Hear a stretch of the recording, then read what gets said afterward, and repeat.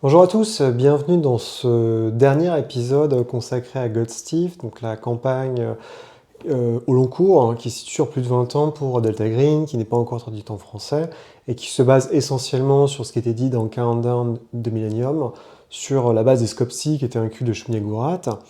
Donc le dernier chapitre, si on peut dire, et le dernier scénario s'appelle The Hidden God, donc le dieu caché, qui fait référence à Srinivashtar, donc c'est une nouvelle de Saki, qui a un rôle assez important dans la mythologie développée dans l'histoire. Concrètement, on rappelle, l'antagoniste principal, si on peut placer ça comme ça, s'appelle Bast. Donc c'est pas exactement le Bast de Lovecraft, c'est l'idée d'une force cosmique basée sur l'entropie qui dévore, qui aime dévorer, qui va marquer les individus pour se nourrir à travers ces individus-là et dévorer essentiellement des gens qui sont marqués ou des créatures surnaturelles pour se substanter.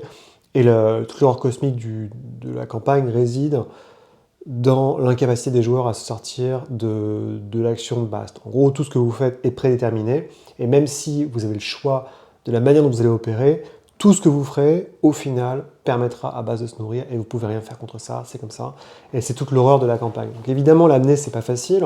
C'est pas facile parce que ça implique aussi d'avoir des joueurs qui conçoivent que l'horreur de la campagne vienne du côté fatalisme cosmique, qui est très différent de ce qu'on peut avoir avec les grands anciens classiques, où les grands anciens, c'est plutôt, de toute façon, quoi que tu fasses, ça changera rien, parce que les anciens vont revenir. Là, c'est pas exactement ça, c'est vraiment, il y a une force qui a marqué les joueurs, et qui les utilise, et qui les manipule, et tout ce que les joueurs font va dans le sens de cette force-là, et de manière très concrète. Plutôt que de dire, dans 5000 ans, Toulouse sortira des eaux, et vous pouvez rien faire, c'est pas exactement pareil.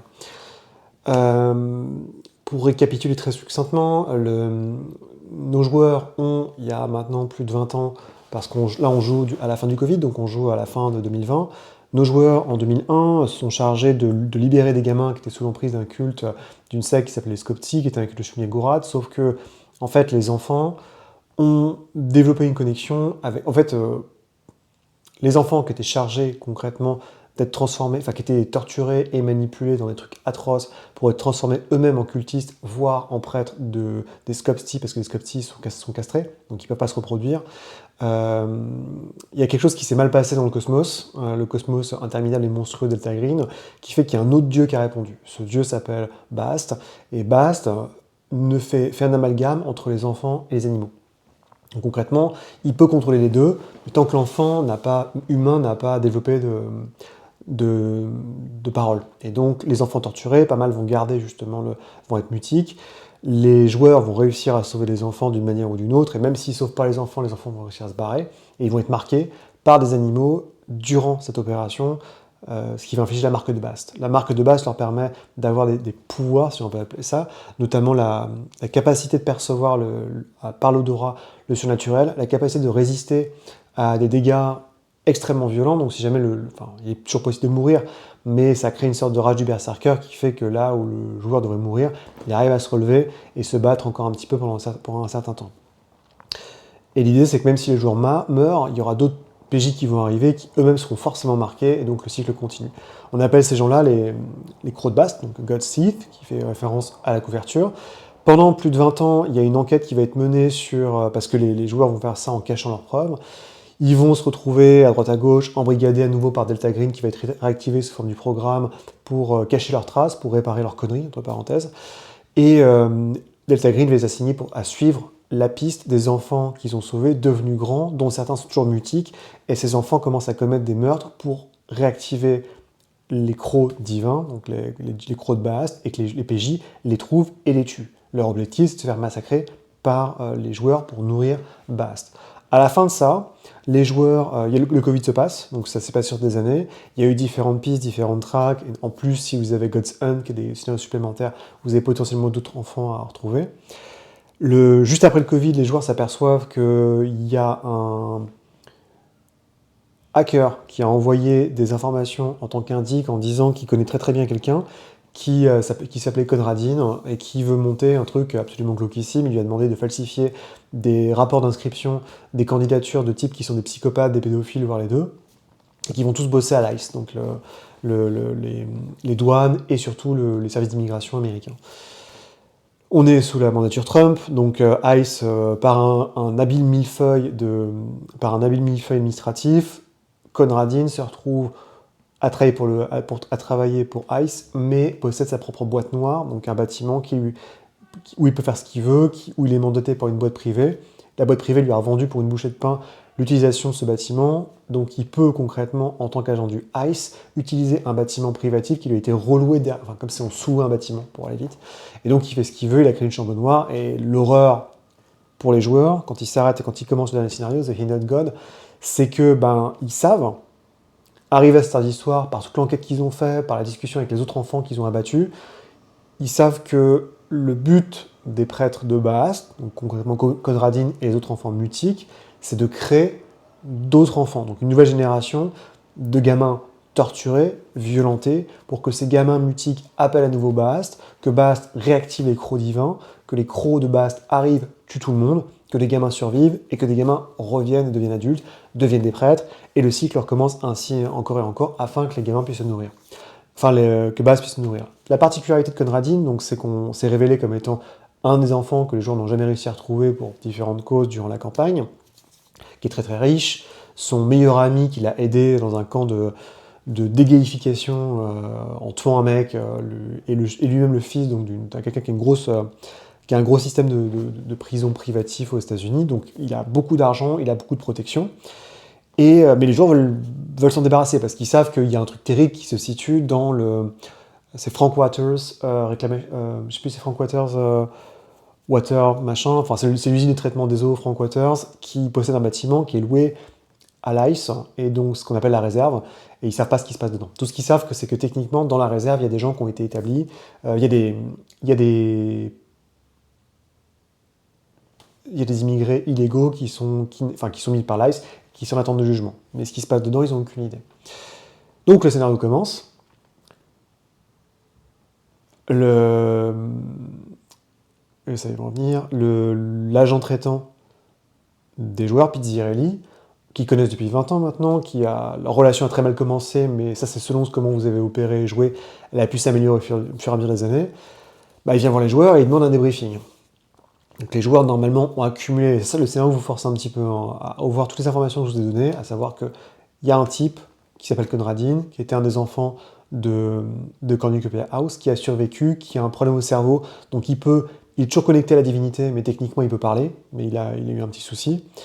Il est très très riche, il est très bien placé, et il va sûrement produire ce qu'il a fait à Cornucopia House quand il était petit, enfin ce qu'il a subi à Cornucopia House avec une nouvelle génération de gamins. Et en plus, cette fois, c'est des immigrés illégaux, donc c'est la totale. Ça, vous avez les informations. Vous êtes obligé de les avoir, parce que si vous ne les avez pas, vous pouvez même pas. Enfin, il n'y a pas trop de sens, c'est-à-dire que l'horreur n'est pas aussi importante, et le côté stressant, à savoir le fait que moins vous agissez, plus vous prenez de temps à agir, plus vous perdez santé mentale, il n'a pas vraiment d'effet. Et puis il y arrive, et ça c'est très rigolo. Techniquement, le joueur qui a le moins de santé mentale parmi tous vos personnages peut faire un jet de santé mentale, et s'il le rate, instinctivement, il sait exactement ce que Pizzirelli va dire, et bon, Pizzirelli vous dit, vous avez trois choix en fait. C'est-à-dire que Pizzirelli vous dit, de toute façon, si vous êtes honnête avec Pizzirelli, donc vous lui donnez toutes les informations, il dit, Delta Green ne peut pas vous aider. Le programme ne peut pas vous aider parce que Conradin est trop bien protégé.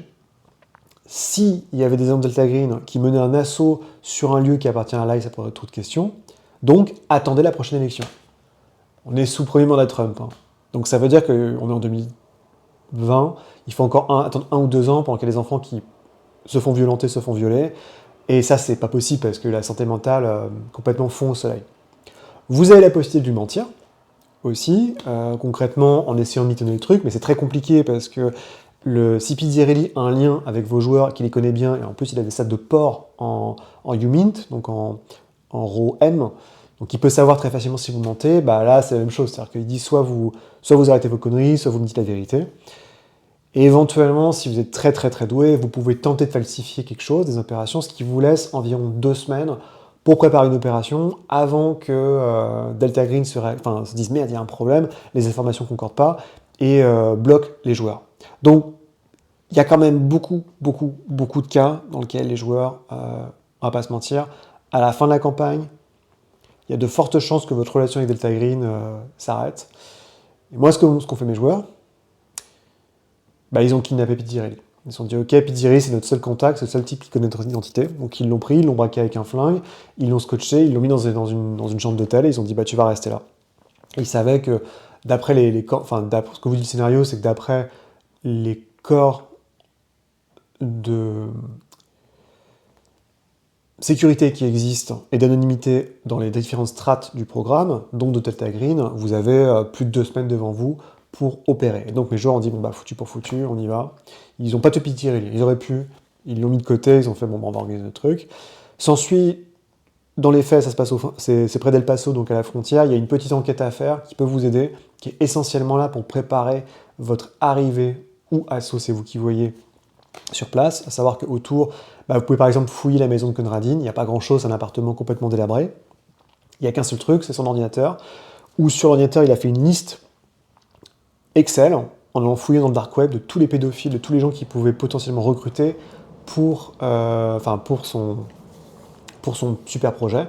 Et donc les gens qu'il a recrutés dans ce qu'on appelait la réserve, donc le lieu les lieux où sont pris les enfants, où sont kidnappés les enfants, c'est des gens qui fait chanter. En gros, il dit, je sais que t'as ça, ça, ça, ça, donc viens bosser pour moi, sinon je te dénonce, et c'en est fini de ta vie. Donc il s'est fait une sorte de liste de CV absolument dégueulasse, et il y a aussi un journal, un papier, qu'il utilisait pour ses exercices, pour un peu, pour récupérer de son trauma neuropsychique, si je dis pas de bêtises. Et donc ça résume toute l'histoire concrètement, donc si vous n'avez pas les billes, vous avez tout ce qui vous expliquait, à la fin c'est marqué, je sais que ça va se passer comme ça, parce que vous êtes là, vous lisez le journal. Donc c'est assez glaçant. Et sinon, donc la topographie, le bâtiment en soi, à l'extérieur, c'est pas très compliqué.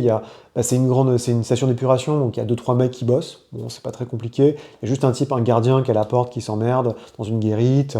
Mais c'est juste que par contre, le bâtiment lui-même, c'est la boîte noire. Et tant que vous n'êtes pas allé sur place, vous pouvez avoir tous les plans que vous voulez. Une partie du bâtiment a été retapée à l'intérieur. Donc vous ne savez pas à quoi ça ressemble. L'un des avantages que vous pouvez avoir, c'est éventuellement, puisque ça concerne des immigrés illégaux, il y a un PNJ qui est assez important que vous pouvez faire rentrer en jeu, c'est-à-dire que les joueurs se sont dit, ok, on sait qu'il y a des enfants qui sont kidnappés, on sait qu'il y a potentiellement des gens qui ne sont pas des enfants qui sont aussi traités là-dedans, qu'est-ce qu'on fait? C'est-à-dire qu'on arrive avec des flingues, on tue tout le monde, on tue Conradine, on tue tous les gardes, mais après, qu'est-ce qu'on fait? Parce que les enfants, il faut les extraire, on ne sait pas trop comment faire. Donc ce qu'ils ont fait, ils ont fait 2 choses. La première, c'est qu'ils ont identifié les personnes qui n'étaient pas des psychopathes qui bossaient, en fait, les gardes, pas les gardes, mais les gens qui bossaient côté jour, entre parenthèses, du bâtiment, notamment donc l'infirmière. L'infirmière qui est déportée de temps en temps là-bas. Ils l'ont pris à partie, ils ont discuté avec elle, ils ont essayé d'expliquer, et finalement, elle a réussi à craquer en disant « Ok, je vais vous filer un coup de main », ce qui leur permet de récupérer un badge, ce qui est important, mais l'infirmière leur explique que le bâtiment est subdivisé en 2 parties. C'est-à-dire qu'il y a un côté officiel, avec des caméras de sécurité, avec un check-in. Il y a une partie sécurisée où c'est le passage de traitement, il y a l'armurerie, il y a l'infirmerie, etc. Et là, il y a une prison. C'est-à-dire qu'il y a la prison standard de traitement des gens en attendant d'avoir un procès. Donc c'est là où, normalement, les immigrés illégaux sont amenés pour être traités en attendant d'avoir un procès. Sauf que le truc qui est ignoble, et ça c'est ouf, parce que après, je sais pas si c'est un vrai truc, mais je suppose que c'est un vrai truc, c'est que quelqu'un d'illégal sur le sol américain qui ne possède pas de représentation judiciaire doit très rapidement être exfiltré en fait des locaux de ICE pour passer un jugement et quitter les États-Unis. Donc en fait, ce qu'ils font dans le côté public, quand vous rentrez dans le bâtiment, il y a une sorte de cagnotte où c'est marqué avec un post-it pour nous faciliter la vie. Et en fait, il faut mettre de l'argent, ça permet de mettre $1 symbolique, ce qui permet, ou je sais plus, $5. $5, ça permet de payer un avocat commis d'office à chacun des types, donc une représentation légale, et donc les garder beaucoup plus longtemps, parce qu'ils ont une représentation judiciaire, et donc le procès peut arriver beaucoup plus tard. Et donc ça rapporte beaucoup plus, ça permet de garder les gens beaucoup plus longtemps dans cette espèce de boîte noire du ICE, et c'est absolument, je suppose que ça doit être basé sur un truc réel, mais je trouve ça absolument glaçant. Et il y a une partie du prison où là c'est verrouillé, il faut une carte spéciale, que quelques personnes qui peuvent aller, c'est le backspace, c'est le backroom, on ne sait pas trop ce qu'il y a, quoi. Et il n'y a que Conradine et 3 gardes d'après l'infirmière qui peuvent aller là-dedans. Il y a d'autres profils que vous pouvez utiliser côté jour, notamment donc il y a un type qui est censé superviser, il y a un type du bureau du procureur qui est censé être là pour superviser le bâtiment. Il y a aussi la fille qui est en charge du facilities, donc de l'endroit qui fait chanter les gens. Donc en fait, elle commence à accumuler des cassettes, et donc pour l'utiliser aussi. On part du principe que les gardes, c'est compliqué parce que le cœur des gardes, en fait, sont les 3-4 mecs, sont des pédophiles psychopathes qui sont, enfin, que Conradine fait chanter. Donc c'est beaucoup plus compliqué à faire, à faire cette action-là.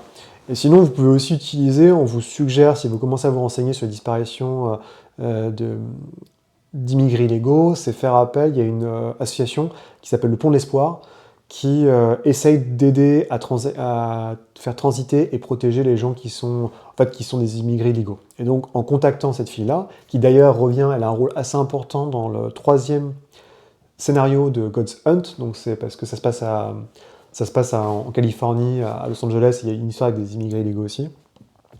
Elle peut, si vous... alors c'est très compliqué parce qu'il faut des gros niveaux, forcément elle fait pas confiance à la police. Vous pouvez potentiellement organiser un drop de bus, pas très loin parce qu'il y a une montagne juste à côté, pour amener tous les gars qui ont survécu, enfin tous les gars que vous avez exfiltrés de la réserve, pour les envoyer au niveau de ces bus qui après vont les dispatcher. Donc, ce qui vous permet aussi de limiter le besoin d'avoir des transports, de l'eau, j'en passe des meilleurs. Il n'y a pas beaucoup d'autres pistes. Encore une fois, le scénario final, c'est vraiment... On part du principe que ça arrive à un point où c'est à vous un peu d'improviser sur, par exemple, les gens, où est-ce qu'ils habitent, j'en passe des meilleurs. Ce qui est vraiment bien écrit, par contre, c'est le bâtiment. Et donc, mes joueurs concrètement ont dit, ok, c'est bon, ils ont passé une semaine à se renseigner, vous pouvez éventuellement faire de la reconnaissance. Ça n'a pas du tout marché, moi ils ont foiré tous leurs jets de reconnaissance avec des jumelles, et donc à chaque fois que vous ratez un jet, vous perdez la santé mentale parce que vous paniquez, vous dites putain j'ai pas d'informations, et là, leur tourne. Donc à la fin ce qu'ils ont fait, ils ont échangé leur véhicule avec l'infirmière, ils ont embarqué l'infirmière pour qu'elle leur ouvre, parce qu'il y a une porte grillagée mais elle n'est pas extrêmement forte, pour qu'elle les amène de nuit, évidemment, à l'entrée. C'est là où j'ai un peu triché, parce que techniquement, ils ne bossent pas de nuit, bon, on s'en fout. L'infirmière arrive devant la caméra, elle fait ouvrir les mecs la font rentrer à l'intérieur, et c'est là où, en gros, les joueurs l'éjectent et rentrent. Alors, ils sont allés comme dans Cornucopia House, baklava, gilet pare-balles, fusil à pompe, et immédiatement, ils chopent le premier mec, ils le braquent, ils ont fait ça impeccable. Alors l'avantage, c'est qu'en fait, il n'y a pas grand monde dans le bâtiment en soi, au niveau des gardes. Il y a juste un des gardes qui a eu le temps de se protéger dans l'armurerie et d'appeler les renforts. Le truc qui est un peu vicelard, c'est qu'il y a un des types qui n'est pas sur place, qui est en fait qui est une ordure, hein, mais qui fait partie d'une équipe d'intervention. Donc potentiellement, dès qu'il y a une alarme qui se met en place, il va chez ses potes, et il y a une escouade de type d'intervention avec les boucliers, avec les pistolets, éventuellement les armes à feu un peu plus lourdes, qui débarquent. Donc ça vous met un timer sur la tronche d'une demi-heure, d'une heure. Donc mes joueurs arrivent, très pro, ils ouvrent les portes, donc la prison principale, c'est horrible, où en gros les types seront cagés, et les femmes sont séparées des enfants, ça ressemble vraiment à un truc à la Silent Hill, où il y a des cages en hauteur, enfin c'est juste des marquages au sol. Le truc le pire, je crois, le truc le plus dégueulasse, c'est qu'il y a une télé qui tourne, qui montre le National Geographic, ou je sais plus PBS, mais donc la chaîne publique américaine, avec le son coupé. C'est pour répondre aux besoins d'éducation. Quand vous avez des gamins illégaux que vous mettez en prison, enfin en rétention, vous leur devez X heures d'éducation. Et donc les mecs ils balancent juste un projo, c'est ignoble, quoi. C'est vraiment, il y a des trucs. En fait, et c'est évidemment c'est le but, hein, mais l'horreur du scénar de cette partie, c'est tout ce qui est basé sur le monde réel, c'est absolument. Enfin, je suis pas. Encore une fois, je suis pas. Enfin, ça va, quoi. J'ai touché ma bille sur pas mal de trucs là-dessus, mais c'est vrai que c'est quand même hardcore de voir à quel point on est capable de réutiliser toute l'horreur administrative, enfin toute la puissance, la brutalité de l'administration dans ce qu'elle a de plus terrible, et l'utiliser pour justement broyer des gens, c'est absolument dingue, quoi. Et donc ils ont réussi, ils avaient amené des bouteilles d'eau et compagnie, des sacs, des boussoles, des cartes. Ils font sortir tous les mecs, donc c'est des enfants, enfin des enfants mais assez âgés, des adultes, des femmes. Ils font sortir tout le monde, donc essentiellement c'est des gens qui parlent mexicain. Alors c'était un peu le truc de délire, c'est qu'ils arrivent, mais en fait on parle pas mexicain, enfin on parle pas espagnol. Donc c'était bon, ils ont fait des grands gestes, ils font sortir tout le monde, ils les pointent dans leur direction, le côté public disparaît, c'est bon, ça c'est fait. Ensuite, ils ont hacké, je sais plus, ils ont fait sauter, ils en ont bien chié, hein, mais au niveau du portail, donc pour faire sortir le type de l'armurerie, pour rentrer dans la partie couverte, dans la partie cachée. Et c'est là où c'est la boîte noire, et c'est là où c'est absolument horrible, parce que... donc c'est un long couloir, et dans le couloir, il y a des règles où c'est marqué « ne pas parler », vous n'avez pas le droit de vous amuser tant que vos heures sont pas faites, donc sous-entendu, vous pouvez pas violer les gamins tant que c'est votre chiffre. Mettez toujours des masques, ne parlez pas, et il y a des masques en fait d'animaux quand ils arrivent dans un sac. Ils se rappelaient pas parce qu'ils avaient raté leur jet, mais il y avait des masques d'animaux aussi présents dans le à Cornucopia House. Et donc ils ont commencé à mettre les masques. Puis il y a un des joueurs, j'ai fait ok, fais ton jet de SAN, enfin tu fais ton jet d'intelligence de SAN, et il dit mais putain en fait c'était les masques que les mecs utilisaient pour dans les vidéos horribles de Cornucopia House quoi. Et là le mec il retire les masques, mais c'est horrible quoi. Enfin c'est vraiment, il y a tout un truc, c'est vraiment bien mené, c'est assez malin. Et donc l'intérieur, c'est la version, c'est comme les grandes cages qu'il y a à l'extérieur, mais en pire du pire, c'est-à-dire que c'est des toutes petites cages. Les enfants sont tous à moitié nus ou ils sont couverts de caca. Enfin, c'est un cauchemar. Et il y a des salles privatives où, bah, comme dans Cornucopia House, les gardes peuvent faire des exactions aux gamins absolument terribles. Donc ils sortent les gamins. Et ils tombent sur Conradine, et Conradine est là, évidemment. C'est pas le grand méchant bad guy, hein, il a des problèmes d'anxiété, socialement il est ailleurs, mais techniquement c'est le dernier prêtre de Bast qui reste. Et il explique concrètement son gimmick, c'était qu'il voulait créer plus de crocs de base pour perpétuer le cycle. Et si, ce qui était mon cas, tous les joueurs, c'est les mêmes personnages qui ont survécu depuis le début de la campagne, bah en fait il a raté, quoi, parce que quelque part, et c'est le seul réconfort que peuvent avoir les joueurs, il n'y a pas d'autres crocs de base qui ont été générés, donc il n'y a pas plus de moyens pour Bast de survivre, quoi. Et donc, comprenons que c'était la fin. Il y a un des joueurs qui a fait OK, fuck it, il l'a abattu, une balle dans la tête. Ils ont sorti les gamins. À la sortie, évidemment, il y avait l'effort d'intervention. Donc, grosse fusillade de tête. Il me semble que personne n'est mort parce qu'ils avaient l'espèce de pouvoir de Bast, mais c'était un massacre. Il y en a un qui est tombé dans les pommes, il était à un point de vie. Et immédiatement, dès que le pouvoir, en fait, donc l'adrénaline disparaît, donc il y en a un qui est dans les pommes. Et c'est là où donc ils ont réussi un peu à récupérer tous les gamins, les mettre dans leur voiture, la voiture blindée, parce que l'infirmière était partie depuis longtemps. Et alors là, ils m'ont surpris. Donc je leur dis, vous avez les gamins sont mutiques, vous savez ce qui s'est passé avec Cornucopia House, donc qu'est-ce que vous faites, quoi. Et ils ont dit, c'est simple. Donc ils sont tous, vite fait, ils ont dit, moi l'option, c'est la seule option, c'est d'aller au Rio Grande, laisser les gamins dans la voiture, dans le van, verrouiller le van et puis les jeter mettre une pierre sur l'accélérateur et puis coudoyer tous les gamins, quoi. Et j'ai fait ouais, tu peux faire ça, mais niveau santé mentale, ça va être très très très chaud, quoi. Et elle dit ouais, on n'a pas le choix, quoi. Et le seul qui voulait faire autre chose, c'est celui qui était dans les pommes. Donc ça a été chaud, quoi. Ça a été au petit matin, ils disent aux gamins, vous inquiétez pas, tout va bien se passer. Les gamins sont mutiques et forcément complètement traumatisés. Et il y en a un qui prend, c'était le psychologue, je crois, du groupe. Non, je sais plus, c'était le Texas Ranger du groupe, enfin l'US Ranger, l'US Marshal, et il prend une grosse pierre, il la balance sur l'accélérateur, il y a le van qui tombe dans l'eau, tous les gamins qui se noient et tout, et les joueurs commencent à... Enfin, les santé mentale, maximum, il y en a qui perdent 20 points de santé mentale, ils hurlent et tout, ils pètent des câbles, et quand l'autre se réveille, évidemment, il pète aussi un câble. Et entre-temps, il me semble qu'ils ont laissé partir Pizzirelli, ou en gros, disant, voilà, nous cherchez plus, on va disparaître de toute façon, par téléphone crypté. Et en fait, ils ont dit, maintenant, c'est fini, quoi. Et je savais pas ce qu'ils allaient faire. Je pensais vraiment qu'ils allaient tous s'entretuer, et ils ont dit, fuck it, tu sais quoi, on va utiliser toutes nos compétences en Black Ops, toutes nos compétences qu'on a acquises en informatique, etc. Et puis ils sont barrés, en fait. Ils sont tous partis vivre au Belize ou ailleurs. Je leur ai dit, mais vous savez, vous serez toujours traqués par Delta Green. Ils ont dit, ouais, mais on n'a pas le choix. Et évidemment, tous avec des traumas monstrueux, parce que déjà qu'ils avaient bien accumulé, il y en a qui étaient quand même tombés à... Enfin, il y en a un ou deux qui étaient très très hauts en SAN, ils s'étaient bien démerdés, mais il y en avait quand même qui étaient à 32 SAN, ils avaient déjà 2 dérangements mentaux, dont l'amnésie, donc c'était pratique, parce que le mec qui tue les gamins amnésiques, donc il se rappelle plus. Mais et ouais, ça s'est fini comme ça, quoi. Donc c'était... Ah, évidemment, je le raconte assez vite, mais il y a différentes fins possibles, c'est-à-dire que vous pouvez effectivement... C'est-à-dire que soit vous tuez tous les gamins, ce qui est horrible, mais quelque part, c'est la conclusion logique, en fait, rationnelle, si on peut dire, pour empêcher Bast de se nourrir pendant au moins une génération. Parce qu'on sait qu'en plus, ça peut arriver, enfin, si vous étudiez l'histoire de Bast au début du bouquin, vous savez que ça peut se reproduire de manière un peu spontanée.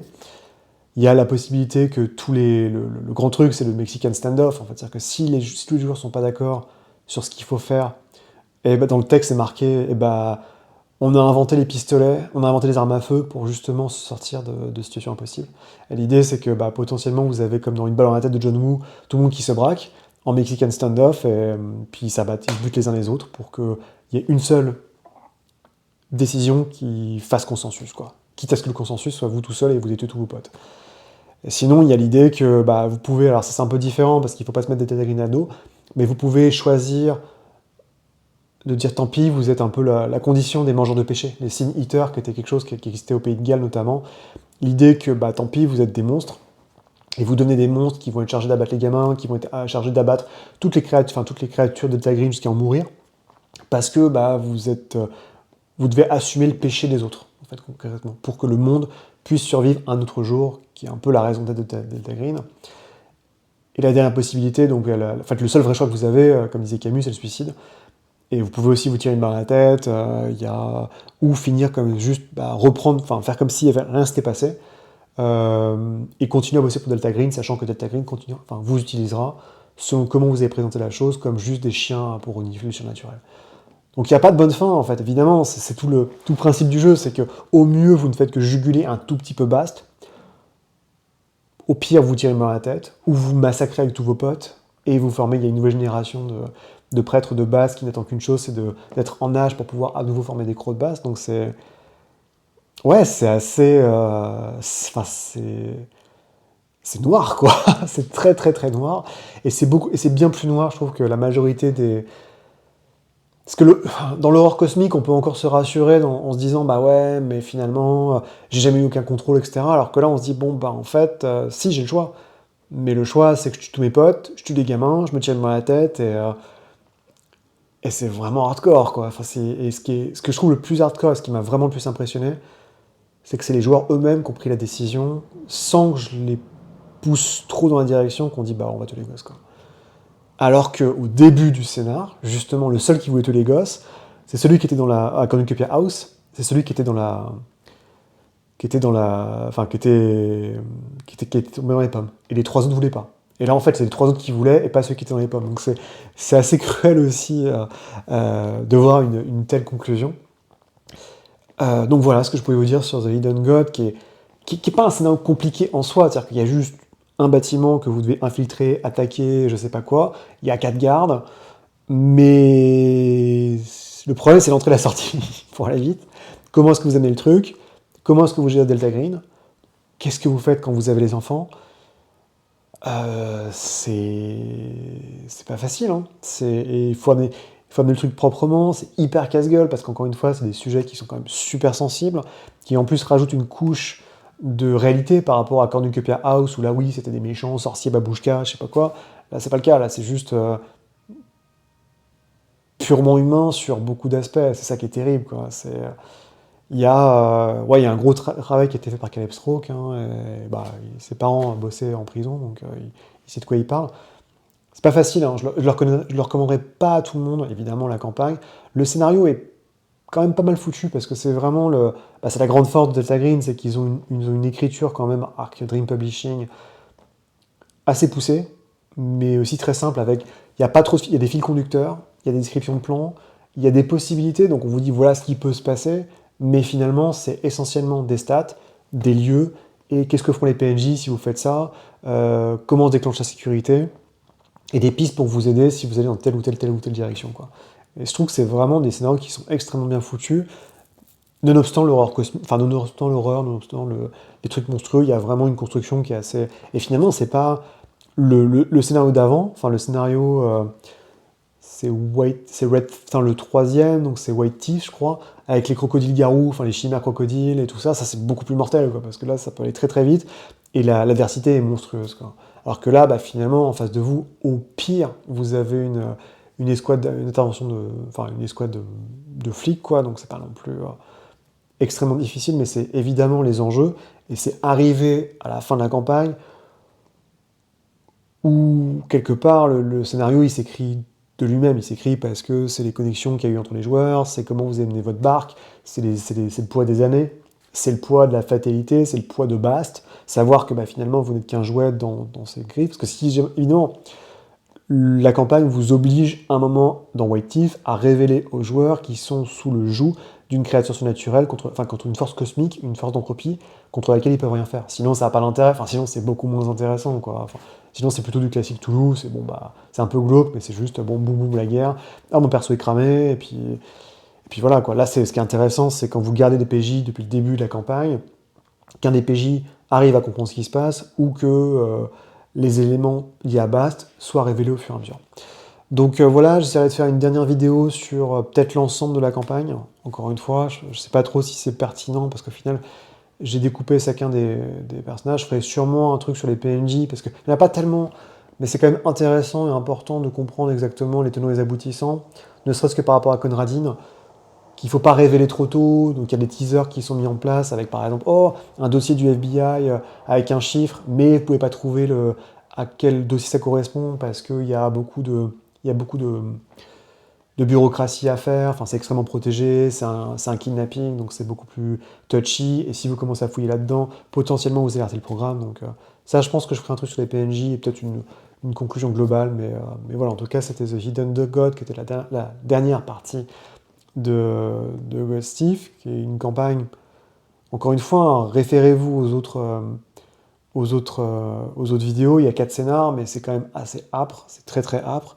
Les scénarios en soi sont très bien construits, j'ai passé un très bon moment en tant que MJ à préparer tout ça, les joueurs sont plutôt bien amusés, j'aurais bien aimé avoir un débrief avec eux, vous l'enregistrez en vidéo, mais bah, c'est l'été, donc c'est compliqué d'avoir tout le monde.